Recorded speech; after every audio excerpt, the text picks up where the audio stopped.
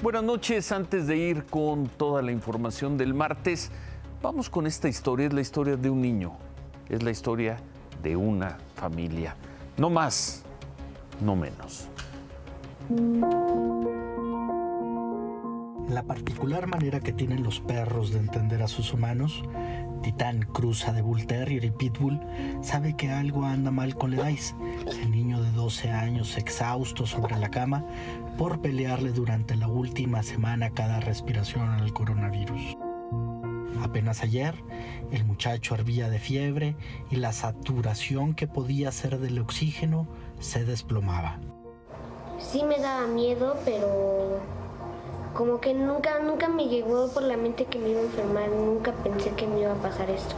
¿Por qué? Y ahorita que me pasa, pues sí se siente mucho miedo. ¿Tienes miedo? ¿A qué tienes miedo? No sé, como que a que empeore, a que no vaya a salir bien de esta. ¿Te has sentido muy mal? Sí. ¿Qué has sentido? Mucho cansancio, dolor de cabeza, siento que me desmayo a veces. Siento la sensación de que me voy a desvanecer y cuando me acuesto en la cama ya no despierto. Hasta después de un rato que me da hambre o quiero ir al baño. La verdad me estreso mucho y me enojo muy fácilmente. Y estos últimos días sí me he estado enojando porque pues me estreso, estoy encerrado y no me gusta. El diagnóstico de Ledais no fue sencillo. Como a decir de su madre, María del Rosario González, ocurre con los varios niños contagiados de los que ha sabido en la populosa colonia Ciudad Azteca de Ecatepec. Fue hasta el día lunes de la semana pasada que mi pareja me dijo, ¿sabes qué? No estés jugándole, y vamos con otra doctora. Fue a la cuarta doctora, ya que fuimos, le hicieron la prueba y salió positivo. Los síntomas que presentan los niños son muy diferentes a los que presentan los adultos. Y ni siquiera tienen mi hijo empezó primero con la gargantita, como con un síntoma normal de gripe y mucho cansancio. Y él, por ser asmático, la presentó todavía más difícil porque no oxigenaba bien, los medicamentos no le hacían. Le mandaron medicamentos bastante fuertes que la verdad fueron inyectados y aún así el niño no mejoraba, la verdad. Empezaba, le digo, con la oxigenación baja. Está él así ahorita, de que ahorita puede que sé que esté bien, al ratito otra vez ya oxígeno bajo y de repente otra vez, él varía muchísimo su oxigenación. ¿Hasta cuánto es lo menos que ha oxigenado 79. el niño? ¿Y por qué no se lo llevó al hospital? Porque la verdad sí da un poquito de miedo con todo lo que se vive, de que los agarran, los encierran, se ha escuchado tantas cosas de que a veces meten a las personas y ya no salen. Porque la verdad sí da un poquito de miedo con todo lo que se vive, de que los agarran, los encierran, se ha escuchado tantas cosas de que a veces meten a las personas y ya no salen. La madre ha tomado el pulso de la pandemia en su barrio durante los últimos meses, desde que consiguió empleo en una farmacia. ¿Usted ha visto de febrero a este momento que haya familias que estén surtiendo recetas para tratar niños COVID? Sí, empezamos a ver que de un tiempo para acá las recetas de niños llegaron cada vez más, y no era una, dos. Llegaban a la farmacia bastantes. Una señora que nunca se me va a olvidar, llegó con 4 recetas de COVID. ¿Qué opina del regreso a clases? No, definitivamente no. Yo de las mamitas que pensaba que sí, porque los niños se estresan, porque los niños suben de peso, pero sabe que no. Se enferman muy feo, se siente horrible. Regresando, los niños se van a contagiar todavía más. O sea, ellos no están vacunados, ellos no tienen ninguna defensa, nada. Mucha gente pensábamos, y le digo pensábamos porque dije, los niños no se enferman, los niños no pasa, pero los niños ahorita se están enfermando cada día más.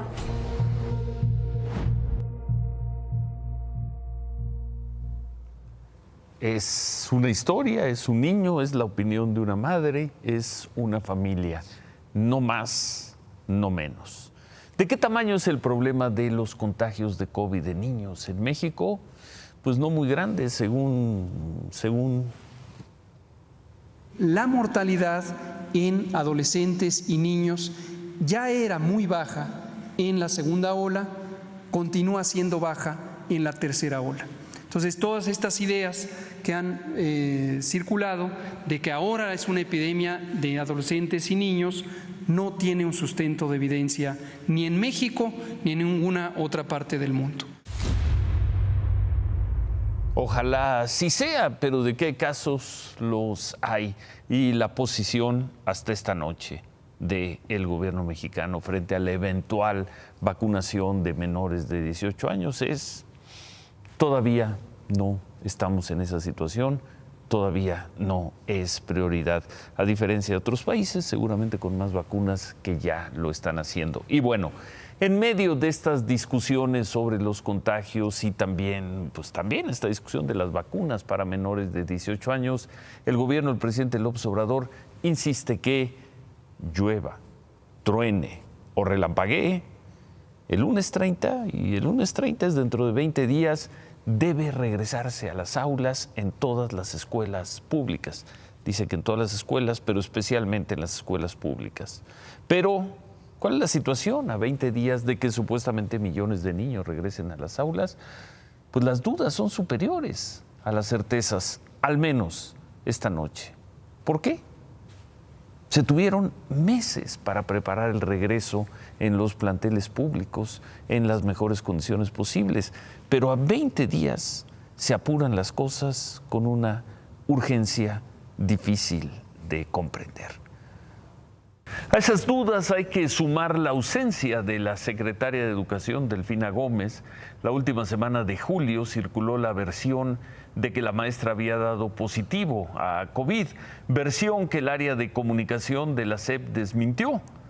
Pero la maestra no aparece, está en boletines y en comunicados, pero no se le ha visto en eventos. Hoy, por ejemplo, circuló un boletín de la SEP en donde le atribuyen una declaración de un evento que tuvo lugar el viernes. Pero pues al revisar el video, la maestra no está. Y veíamos, ni está, le borraron o no aparece la fecha. ¿Por qué desapareció la maestra? Si se quiere, ¿por qué no aparece? ¿Por qué no aparece, por ejemplo, como el canciller Ebrard o el general Sandoval o el doctor López-Gatell o la secretaria Rosa Isela cuando tocan los temas que les competen?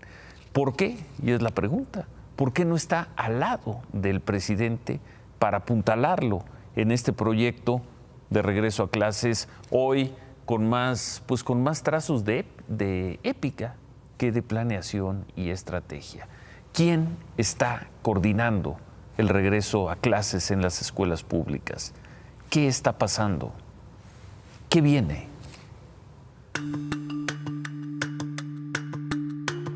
Lo que viene es que las comunidades escolares del país se involucren en el regreso a clases. ¿Qué significa eso? A 20 días del regreso oficial, la Secretaría de Educación Pública ofrece 5 párrafos. Un comunicado oficial de 5 párrafos en los que informa poco o casi nada sobre cómo será el regreso a las escuelas públicas del país. Pero afirma, sin dar detalles, que existen las condiciones propicias para retomar las actividades a partir del próximo 30 de agosto. En el comunicado de hoy, la SEP convoca a maestros, padres de familia y personal de las escuelas públicas a colaborar en las jornadas de limpieza, jornadas que comenzarán mañana y terminarán el viernes. Incluye reponer ventanas, pintura, reparar instalaciones sanitarias o mobiliario. De eso no se dice nada. Sobre las condiciones para el regreso a clases presenciales, el comunicado tampoco aporta información. ¿Cómo es un regreso híbrido, voluntario y escalonado a las escuelas? ¿Qué significa híbrido? ¿Qué es híbrido en una escuela rural y qué es en una urbana? De eso, la SEP no dice nada en las casi 70 páginas de su guía para la orientación para la reapertura de las escuelas ante COVID-19. Otra más. ¿A qué se refiere la autoridad cuando dice voluntario? ¿Solo para los alumnos? Entonces, ¿es obligatorio el regreso a las escuelas para profesores y administrativos?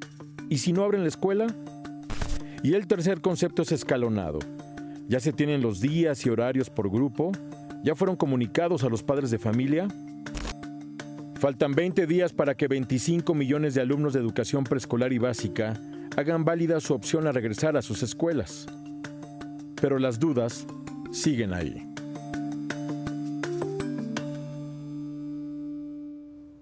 ¿Y por qué tantas dudas a estas alturas? Sí, desde hace muchas semanas, muchas semanas, meses, se dijo que para el 30 de agosto se debería regresar a clases y parece ser un proyecto estratégico para el presidente López Obrador, porque esta noche, quizá mañana se despejen las dudas, quizá pasado mañana, quizá el lunes de la próxima semana, pero esta noche las dudas son muy grandes y nada se sabe de la secretaria de Educación Pública.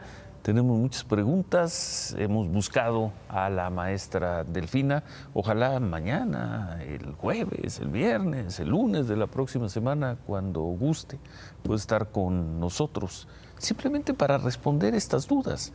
Dudas que no tienen muchas escuelas privadas, que están trabajando y que tienen sus protocolos. Algunas de ellas ya regresaron a clases, otras van a regresar a clases el lunes y van a regresar porque los padres y los niños quieren estar de regreso en las aulas. Probablemente los padres y los niños de las escuelas públicas también tengan ese deseo, pero hay muchas dudas.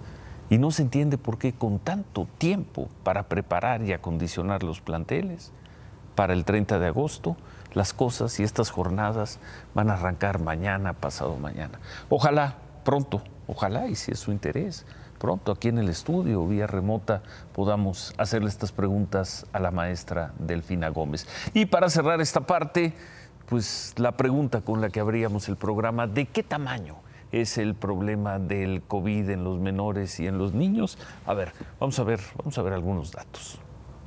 De acuerdo con la base de datos del Registro Nacional de Población, desde que comenzó la pandemia y hasta el 11 de julio, que es la última fecha de actualización, hace un mes, la actualización del exceso de defunciones, han muerto 1,983 menores de 20 años por causas asociadas al COVID. El INEGI reporta que el COVID se colocó en 2020 como una de las 10 primeras causas de muerte en todos los grupos de edad, incluidos los 5 conjuntos situados debajo de los 24 años. Por ejemplo, entre los 1 y 4 años de edad se identifican 110 muertes. Es la 7ª causa de muerte por encima de homicidios, epilepsia, parálisis cerebral de niños en edad de guardería y preescolar. Ahí dejamos el tema por esta noche, mañana vamos a tener más. Hoy, en otro lugar del país, Adrián Levarón dio a conocer a través de su cuenta de Twitter de la detención de uno de los supuestos asesinos del señor Abel Murrieta. Lo recordarán, el señor Abel Murrieta, entre otras cosas, en el momento en que lo mataron, era candidato de Movimiento Ciudadano a la alcaldía de Cajeme, Sonora. Lo mataron el 13 de mayo, repartía volantes electorales ahí en Cajeme. Adrián Levarón tuiteó que el detenido fue identificado como Omar Alejandro Sayula, conocido como el Mou, el Mou.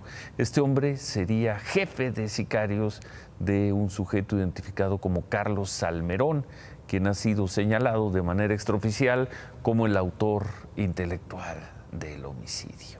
Bueno, de acuerdo con información de la Fiscalía de Sonora, a Omar Alejandro Sayula lo detuvieron ayer, lo detuvieron marinos cuando transitaba a bordo de una camioneta, todo esto en el municipio de Cajeme. Los marinos revisaron el vehículo, se lo llevaron de Cajeme a Hermosillo. La Fiscalía no ha confirmado si este personaje está involucrado en el asesinato de Abel Murrieta. La información y esa relación la dio un miembro de la familia Levarón.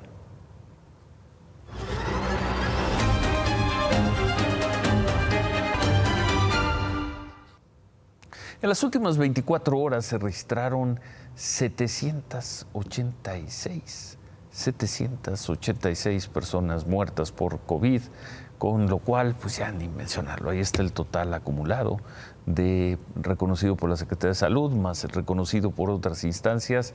Hoy México supera en cifras oficiales reconocidas por autoridades el número de 370,000 personas muertas por COVID. En las últimas 24 horas, otra vez, se registró también un número muy alto de contagios. Lo decíamos ayer, bajan las cifras de los domingos y los lunes, pero los martes vuelven a subir y ahí estamos otra vez en torno de los 20,000 contagios, hoy ligeramente abajo. De acuerdo con la Secretaría de Salud, al día de hoy se han recibido 91,5 millones de vacunas. Se han aplicado, ahí está en pantalla, unos 73 millones.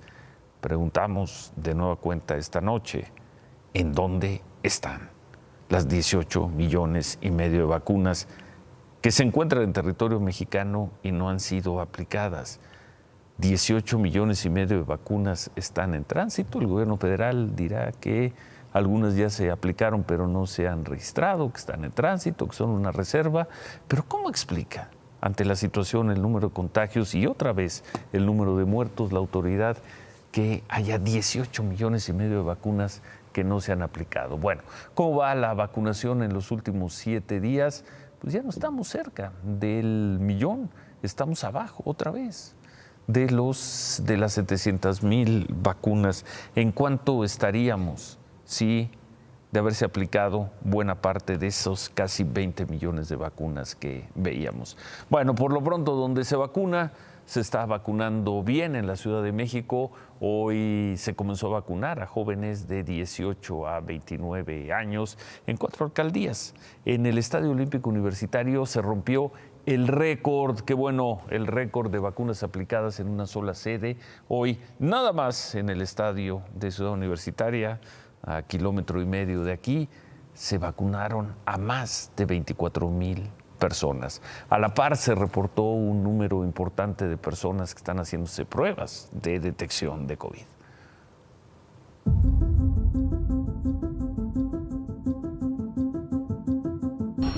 La estrategia es clara ante la tercera ola del COVID. Sí, nuestra política pues es vacunar, número 1, difundir para que la gente vaya a vacunarse. Hoy se reanudó la vacunación de jóvenes de 18 a 29 años en 4 alcaldías de la ciudad. Y con esto regresaron las largas filas y aglomeraciones de jóvenes ansiosos por vacunarse. Pues nosotros por nuestra edad sentimos que no tenemos un riesgo tan alto por el momento, pero también se nos hace muy importante que como convivimos con personas mayores, ellos estén a salvo y protegidos, porque pues a fin de cuentas a lo mejor uno no puede evitar salir por trabajo, a comprar o lo que sea, y tan solo salir ahí ya sería como un riesgo, entonces vacunado ya ese riesgo disminuye muchísimo. Muy cerca de ahí, en la explanada de la alcaldía Gustavo Amadero, se observan las otras filas de la tercera ola. No son para vacunarse, son para hacerse pruebas COVID. En el kiosco de pruebas de COVID instalado en la explanada de la alcaldía Gustavo Amadero, a partir de hoy se tuvo que ampliar el número de pruebas de 500 a 1,200 diarias debido a la gran afluencia. Este es uno de los kioscos con más pruebas al día. En los 40 instalados en la ciudad, se realizan en promedio 500 pruebas. La tercera ola de coronavirus en la Ciudad de México se divide entre personas que quieren vacunarse para evitar el contagio y aquellos que temen ya estar contagiados. Y sobre la Ciudad de México, la jefa de gobierno, Claudia Sheinbaum, aseguró que la diferencia entre el gobierno, o las diferencias que ha habido entre su gobierno y el gobierno federal por el color del semáforo, es porque aquí, en la ciudad, hay cifras más actualizadas. Esta mañana, con el doctor López-Gatell presente a un lado, el presidente López Obrador dijo que no era para tanto, que eran diferencias de criterio, pero dejó en claro quién, según él, según el presidente, tiene la razón. No hay diferencias de fondo. Ya se decidió, porque corresponde al gobierno de la ciudad, que se tiene semáforo naranja, y eso es lo que se está llevando a cabo. Bueno, naranja, para quien nos pregunta y luego nos pregunta en las calles, ¿estamos en rojo o en naranja? Estamos en naranja y no hay duda que estamos en naranja, lo dice la jefa de gobierno y lo subraya y lo apoya el presidente de la República. Por cierto, un tema que hemos seguido aquí, el de los certificados de vacunación en México y para qué sirven, para qué podrían llegar a servir en México y en el extranjero. Hoy en la conferencia, en la conferencia mañanera, el canciller Ebrard informó que México le pidió al G20, a las 20 principales economías del mundo, que se elabore un certificado de vacunación que se reconozca en todo el mundo. Y no que en tales países se reconocen unas vacunas, en otras, algunas de esas vacunas incluso reconocidas por la Organización Mundial de Salud, pero no por ciertos países. Esto pidió el canciller Ebrard a un lado del presidente López Obrador. Se hizo un llamado al G20 por instrucción del señor presidente de la República. Hay un acuerdo de la mayor parte de los países del G20 para que se reconozcan todas las vacunas que autorice la Organización Mundial de la Salud, o sea, que no se haga geopolítica con las vacunas. Si la Organización Mundial de la Salud reconoce y acredita una vacuna, todos los países tenemos que hacerlo, y no unos sí y otros no, por razones de otro tipo. Y tiene un punto de razón el canciller Marcelo Ebrard, aunque la Organización Mundial de la Salud no ha aprobado todas las vacunas que se están aplicando en México, eso hay que decirlo. Pero tiene un punto de razón. Ayer veíamos que los canadienses, por ejemplo, sí reconocen a la vacuna de AstraZeneca. Estados Unidos, si es que en algún momento llega a pedir certificado de vacunación para entrar a su territorio, ¿va a reconocer a AstraZeneca o solo va a reconocer a Johnson, a Moderna y a Pfizer, que son las vacunas que han aplicado en territorio de Estados Unidos? Queda la pregunta y, pues bien, muy bien por el canciller Marcelo Ebrard al subrayar este punto.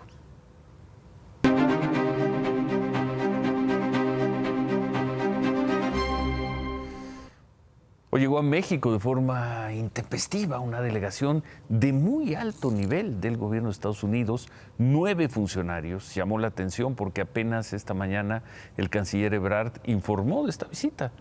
El gobierno de Estados Unidos tampoco la había anunciado, pero llegaron, trabajaron, sesionaron y se fueron. Una delegación de alto nivel del gobierno de Estados Unidos hizo una visita a México que no estaba prevista. Temprano llegó una delegación encabezada por Jake Sullivan, asesor de seguridad nacional del presidente Biden, y por el secretario de Seguridad Interior, Alejandro Mayorkas. El motivo central de la visita son las alarmantes cifras de migración. El gobierno de Estados Unidos calcula que solo en julio fueron detenidos 200,000 migrantes que cruzaron ilegalmente desde México. Desde que Joe Biden es presidente, la cifra de migrantes detenidos ha aumentado cada mes. Y en los primeros 6 meses de su gobierno fueron detenidos más de 1 millón de migrantes. Más del doble que los 495,000 que detuvieron durante el mismo periodo del año pasado. Es por estas cifras que la delegación enviada por Estados Unidos se reunió con el canciller Marcelo Ebrard y otros funcionarios del gobierno de México. Fuentes del gobierno federal le confirmaron a Imagen Noticias que Estados Unidos le pidió a México ordenar la migración y reforzar los operativos para desincentivar la llegada de migrantes a la frontera entre ambos países. Mientras que México insistió en que Estados Unidos debe dar más apoyo económico para Centroamérica y vacunas para la región, ya que además de la violencia y la pobreza, a los migrantes también los impulsa la crisis sanitaria y la falta de vacunas en sus países.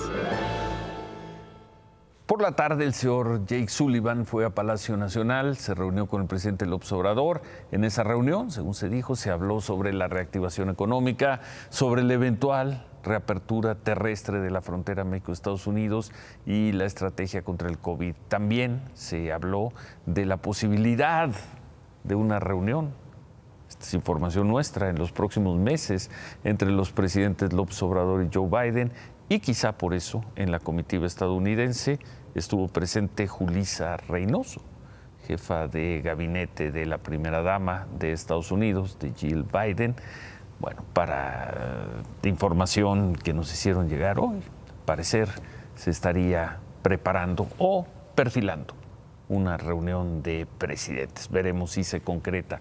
Para el canciller Marcelo Ebrard, eso sí, la visita de 9 altos funcionarios estadounidenses fue un éxito.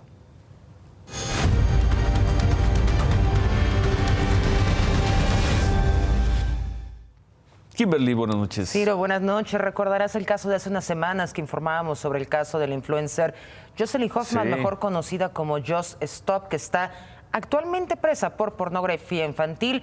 Y todo esto, pues en realidad por una tontería que ella misma publicó en sus redes sociales. Sí. Pues bueno, esta semana otro caso de otros influencers, otra actitud lamentable, esta vez fue en Guadalajara. La Casa del Migrante de Saltillo denunció que en una cuenta de Instagram llamada La Chiquirrucas se transmitió un video grabado afuera de la Organización de Derechos Humanos FM4 Paso Libre.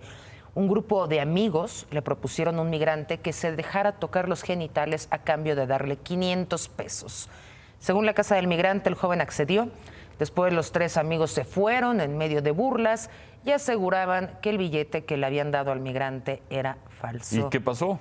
El fiscal de Justicia de Jalisco, Octavio Solís, dijo que se inició un oficio de investigación por el probable delito de discriminación. Aseguró que es difícil tener la denuncia del migrante afectado, dado que se encuentra en situación de calle. Por lo pronto, el influencer Charlie de Aguinaga, quien forma parte del grupo denunciado, publicó una disculpa en sus redes sociales. ¿Qué cosa?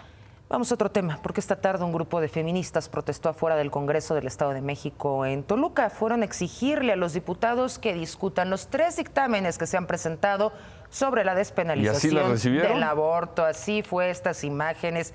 Reclamaron que los diputados se comprometieron a discutir el tema en la legislatura y no lo están cumpliendo.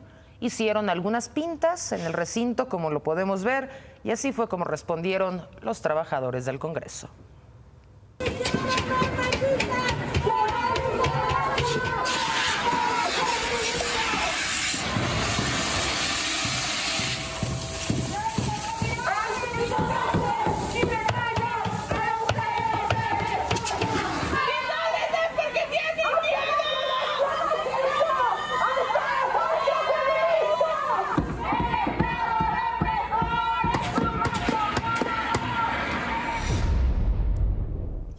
Y ahora vamos con el gobernador de Nueva York, porque después de que la semana pasada se diera a conocer el informe de la Fiscalía que concluía que Andrew Cuomo, gobernador del estado, acosó sexualmente a 11 mujeres, hoy finalmente Cuomo renunció a su cargo. El gobernador insiste en que no es culpable de las acusaciones de acoso sexual y en su anuncio de dimisión envió este mensaje para sus hijas. I want them to know from the bottom of my heart that I never did and I never would intentionally disrespect a woman or treat any woman differently than I would want them treated. And that is the God's honest truth. Your dad made mistakes and he apologized and he learned from it. And that's what life is all about. Hoy el presidente Joe Biden fue cuestionado sobre la decisión del gobernador Cuomo de dimitir y aseguró que lo respeta a él, que respeta su decisión, y agregó esto acerca de su gestión. He's done a hell of a job. And I mean, both on everything from access to voting to infrastructure to a whole range of things. That's why it's so sad. Y Ciro Cuomo fue un demócrata destacado, 13 años estuvo en el gobierno y viene de su padre, que también fue gobernador. Esta denuncia va a ser efectiva en 14 días y lo importante es que va a ser reemplazado por la demócrata Katie Hochul, quien se convierte en la primera gobernadora mujer del estado de Nueva York. Se acabó Mario Cuomo. Se acabó la dinastía. Como político y difícilmente podrá reponerse como persona. En fin, bueno, ¿algo más? Gracias, sí. Kimberly. Antes de irme te tengo 2. Una, la primera, esta noche cerca de las 9 de la noche fue asesinado el fiscal de justicia indígena de la región de Los Altos de Chiapas, Gregorio Pérez. Este fiscal era quien tenía a cargo la investigación de los hechos violentos en Panteló, de los cuales informamos el 27 de julio. El fiscal Pérez fue asesinado en San Cristóbal de las Casas cuando viajaba en su automóvil y hasta el momento no hay despedidos. La segunda es que el diputado Saúl Huerta no presentó pruebas en la Cámara de Diputados para defenderse de las acusaciones en su contra de abuso sexual y violación equiparada en contra de un menor de edad, por lo que ya no tiene posibilidad de hacerlo, y mañana a las 3 de la tarde la Cámara de Diputados se elegirá. Y lo van a desaforar, ya veíamos como ayer. Jurado. Bueno, así es. Gracias. Gracias, buenas noches. Gracias, Kimberly. Anoche, por cierto, nos quedamos con que el Tribunal Electoral, a estas horas, más o menos 11 de la noche, no tenía presidente. Los magistrados estaban en una reunión privada. Un par de horas después, ya en la madrugada de hoy, los magistrados nombraron a Felipe Fuentes como presidente del tribunal hasta el 1 de septiembre. Y él va a presidir el tribunal para calificar las impugnaciones al proceso, a las elecciones del mes de junio. Por la mañana conversamos con él y parte de lo que nos dijo. Se decidió que era lo más adecuado una presidencia de transición. ¿Se acabó entonces la crisis en el tribunal y a calificar las elecciones? Esa es nuestra labor fundamental. Hay la voluntad de las magistradas y los magistrados de enfrentar lo fundamental, que es lo jurisdiccional. A un lado, situaciones que lleven a rencores y a resentimientos. El magistrado Fuentes nos explicó también que a partir del 1 de septiembre se va a emitir la convocatoria para que se nombre a un nuevo presidente del Tribunal Electoral y que cualquiera de los 7 magistrados, incluido él, podrían participar. Por cierto, el presidente de la Suprema Corte de Justicia, el ministro Arturo Saldívar, tuiteó que la crisis en el Tribunal Electoral quedó superada. Escribió el ministro presidente Saldívar: el diálogo es la vía privilegiada para resolver conflictos. Reconozco a las y los magistrados, su institucionalidad.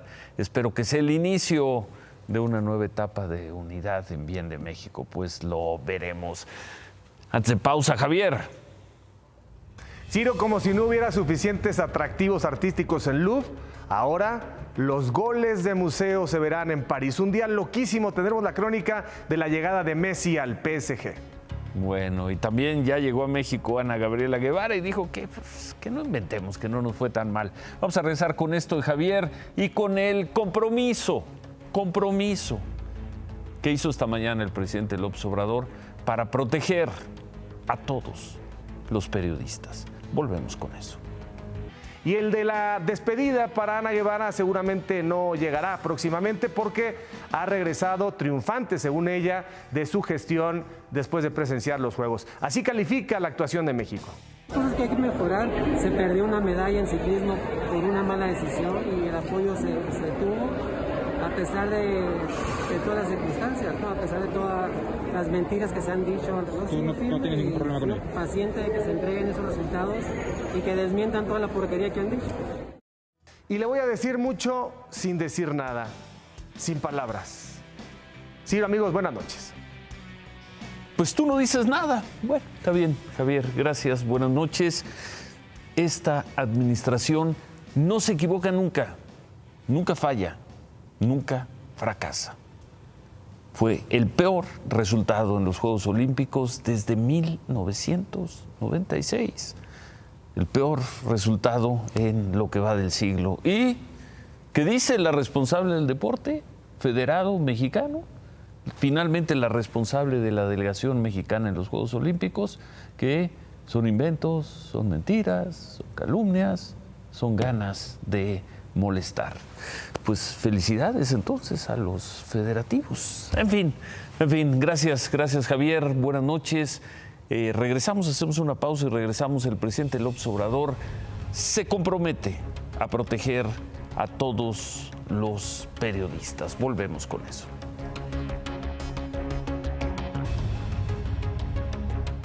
El presidente López Obrador dijo esta mañana: quiero expresar mi solidaridad con la periodista Azucena Uresti por la amenaza que recibió de una de las organizaciones de la delincuencia. Quiero decirle que cuenta con nosotros. Repruebo completamente esas amenazas.